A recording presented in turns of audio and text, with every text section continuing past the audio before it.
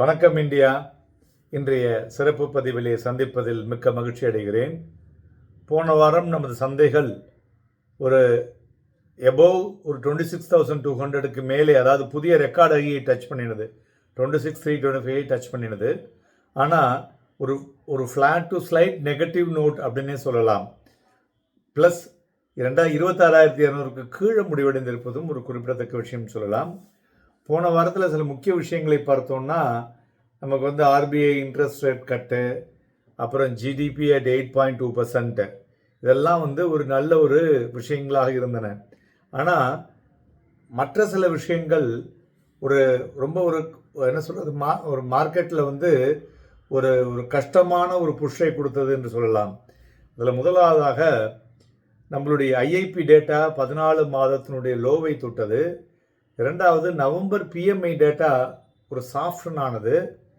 மூன்றாவது, எஃப்ஐஐ கண்டினியூஸாக விற்றுக்கிட்டே இருந்தது. தென் நம்மளுடைய இந்திய ரூபாயுடைய மதிப்பு ரெக்கார்டில் 90 ரூபா 30 பைசாவை தொட்டது. இவையெல்லாம் ப்ளஸ் ஜிஎஸ்டியும் ஒரு ஸ்லக்கிஷாக இருந்தது. இதெல்லாம் மார்க்கெட்டை பெருசாக ஏற விடலை. இல்லைன்னா மார்க்கெட் வேறு லெவலுக்கு போயிருக்க வேண்டும். அதுமாரி பிஎஸ்யூ பேங்க் அவுட் பர்ஃபார்ம் பண்ண முடியல, வீழ்ச்சி அடைந்தது. காரணம், கவர்மெண்ட் அந்த எஃப்டிஐ லிமிட்டை இன்க்ரீஸ் பண்ண போகிறாங்கன்னு ஒரு ரூமர் கொடுத்து ஒரு ஏறினது. அது இல்லை அப்படின்னு ஒரு விஷயம் வந்த உடனே அது இறங்க ஆரம்பிச்சதுன்னு சொல்லலாம். அதுமாரி ஐடி பார்த்தோம்னா 3வது வாரமாக ஒரு சக்கப்போடு போட்டுருக்கு அவுட் பர்ஃபார்மர். பிகாஸ் எல்லா இடத்துலேருந்தும் ஒரு நல்ல நியூஸ் வரும் அப்படிங்கிறதுனாலையும், ப்ளஸ் இந்த டாலர் ஏறினது, இந்திய ரூபாய் வீக் ஐடிக்கு ஒரு பெரிய ஒரு ப்ளஸ் பாயிண்ட்னே சொல்லலாம். Okay, coming to the next week, அதாவது வரும் வாரம் சந்தைகள் எப்படி இருக்கும்? இப்போ நிஃப்டி என்ன கேட்குதுன்னா, I'm ready, are you ready அப்படின்னு கேட்குது. நிஃப்டி அப்பீட்டுக்கு ரெடியா? ரேட் கட் பூஸ்ட் மற்றும் மோடி அண்ட் புத்தினுடைய டீல்ஸ் ஒரு பெட்டர் இம்பேக்டை சந்தைகளில் கொடுக்குமா? அதாவது அது ஒரு கன்ஸ்ட்ரக்டிவ் டெவலப்மெண்ட்டாக இருக்குமா? அப்புறம் டிசம்பர் 10ஆம் தேதி federal interest rate outcome on rate cut ஃபேவரபிளாக இருக்குமா அப்படிங்கிற கொஸ்டினோட நம்ம உள்ளே செல்வோம். வரும் வாரத்தில் பார்த்திங்கன்னா, இந்த மேலே சொன்னதில் எல்லாமே நிகழக்கூடிய வாய்ப்புகள் அதிகமாக தெரிகிறது. மேலும் இந்த ரேட் கட்டு வந்தது ஒரு பெட்டர் இம்பேக்டு நம்ம சந்தைகளில் கொடுக்கக்கூடும். அதேமாதிரி டிசம்பர் 10 புதன்கிழமை அன்னைக்கு ஃபெட் ரேட் கட்டும் ஒரு நல்ல ஒரு மார்க்கெட்டுக்கு ட்ரிகராக இருக்கக்கூடும் என்று சொல்லலாம். அடுத்த வாரம் நாளையிலிருந்து ஒரு முக்கியமான விஷயம் இருக்குங்க, அதுவும் டெரிவேட்டிவ் மார்க்கெட்டில். So pre open session for derivatives F and O, அதாவது both individual stocks and index stocks, இண்டெக்ஸுக்கும் இந்த காலையில் ப்ரீ ஓப்பனிங் செஷன் உண்டு. அதாவது இந்த ப்ரீ ஓப்பனிங்கிறது 2 டேட்டா கூட உள்ளது. ஒன்று ஆர்டர் கலெக்ஷன் பீரியடு 9லேருந்து 9:07 வரலையும் சொல்லுவோம். அதுக்கப்புறம் பார்த்திங்கன்னா order matching period 9:08 to 9:15. 9:15 market will open இல்லையா? இந்த ஆர்டர் கலெக்ஷன் பீரியடில் ஜென்ரலாக நீங்கள் லிமிட் ஆர்டரே போட முடியாது. அதில் என்ன இருக்கும் அந்த ஆர்டர் அப்படியே போடணும், அது மாதிரி இருக்கும் இல்லையா? இப்போ இதில் நீங்கள் லிமிட் ஆர்டர் போடலாம், மார்க்கெட் ஆர்டரும் போடலாம். ரெண்டுமே பர்மிட்டட் வர மாதிரி சொல்லியிருக்காங்க. டெரிவேட்டிவ்ஸ் நாளையிலேருந்து ஆரம்பமாகிறது.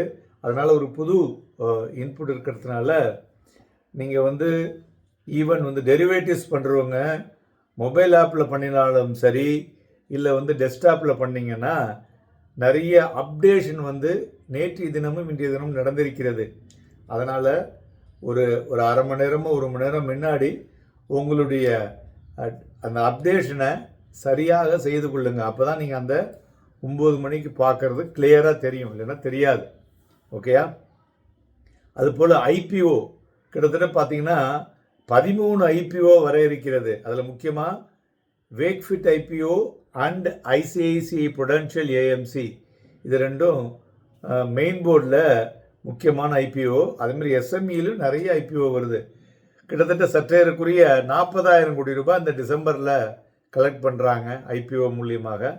அதுவும் வந்து ஒரு முக்கியமான விஷயம். ஓகே, ஸோ இப்போ வந்து இந்த ரேட் கட்டு இது மாதிரி விஷயங்கள் ப்ளஸ் நம்மளுடைய சிபிஐ டேட்டாவும் வர இருக்கிறது. ஸோ அப்போ எந்தெந்த துறைகள் நன்கு இருக்கும் அப்படின்னு பார்த்தோன்னா, ஆக்சுவலாக banking, NBFC, auto and reality இதெல்லாம் வந்து ஒரு பாசிட்டிவாக இருக்கும். ஏன்னா after the RBI rate cut 25 basis பாயிண்டில். ஸோ அடுத்தது பார்த்தோன்னா ஃபெர்டிலைசர் செக்டாரில் உள்ள ஸ்டாக்ஸ் ஏன்னு பார்த்தோன்னா, இந்தியா ரஷ்யாவோட செட்டப் அங்கே வந்து ஒரு யூரியா பிளான்ட்டு ரஷ்யாவுக்கு அடுத்த ஒரு 30 வருஷத்துக்கு பிளான் பண்ணி பண்ணுறாங்க. இது வந்து ஒரு very big positive news to the fertiliser stocks. So இதை வந்து நம்ம சந்தைகள் வந்து ஒரு பெரிய விதத்தில் எடுத்துக்கொள்ளணும்னு எதிர்பார்க்கலாம். அதுபோல் அடுத்தது மெட்டலும் பார்த்தோன்னா பாசிட்டிவாக இருக்குது. ஏன்னாக்க அந்த account of silver and copper பார்த்திங்கன்னா ஒரு ரெக்கார்டு ஹையை டச் பண்ணிகிட்டு இருக்கு. ஸோ அதனால் மெட்டல் செக்டார் நன்கு இருக்கக்கூடும்.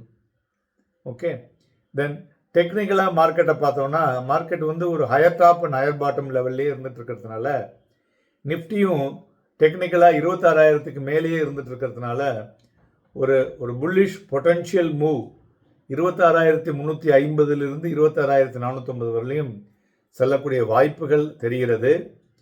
இந்த மொமெண்டம் செக்டார் என்று சொல்லுவோம் இல்லையா, ரேட் சென்சிட்டிவ் செக்டார்னு சொல்லுவோம் இல்லையா, அதில் வந்து கண்டிப்பாக இந்த வாரம் மொமெண்டம் இருக்கும் என்று எதிர்பார்க்கலாம். அதில் வந்து பேங்க்கு, ரியல் எஸ்டேட் மற்றும் ஆட்டோ. ஏன்னா அந்த எஃப்ஐஐனுடைய ஃப்ளோ வந்து திருப்பி உள்ள வரத்துக்கு வாய்ப்புகள் அதிகமாக இருக்கிறது. ஏன்னா நம்மளுடைய ஆர்பிஐ வந்து போன வாரம் இந்த ஓஎம்ஓவில் வந்து நிறையா ருப்பியை வந்து ஸ்ட்ரென்தன் பண்ணியிருக்காங்க. ஸோ அதனால் எஃப்ஐஐ வந்து நம்ம சந்தைகளில் உள்ள வரத்துக்கு உண்டான வாய்ப்புகள் அதிகமாக தெரிகிறது. ஸோ அதனால் 26,000 ஒரு ஸ்ட்ராங்காக வச்சு 26,450 வரலையும் செல்லக்கூடிய வாய்ப்புகளை சந்தைகள் காமிச்சு கொடுக்கின்றன. அதுபோல் பேங்க் நிஃப்டியை பொறுத்தவரை பார்த்தோன்னா இந்த 60,000 ஒரு மாதிரி ஸ்ட்ராங் பேஸு, அதை தாண்டி நின்றுதுன்னு வச்சுங்களேன், ஒரு 500 புள்ளிகள் வரை மேலே செல்லக்கூடிய வாய்ப்புகள் தெரிகிறது. அதாவது 60,200 மற்றும் 60,500 கீழே வந்து 59,500 ஒரு ஸ்ட்ராங் சப்போர்ட்டாக இருக்கக்கூடும். ஸோ ஏன்னா ஈவெண்ட் முடிஞ்சு போச்சு, இருந்தாலும் மற்ற விஷயங்களை வைத்து அது இந்த மொமெண்டம் இருக்கக்கூடும் என்று எதிர்பார்க்கலாம். ஸோ நண்பர்களே, அடுத்த வாரம் மெஜாரிட்டி வாங்கி விற்பதற்கு நன்கு இருக்கக்கூடும். Happy and profitable day.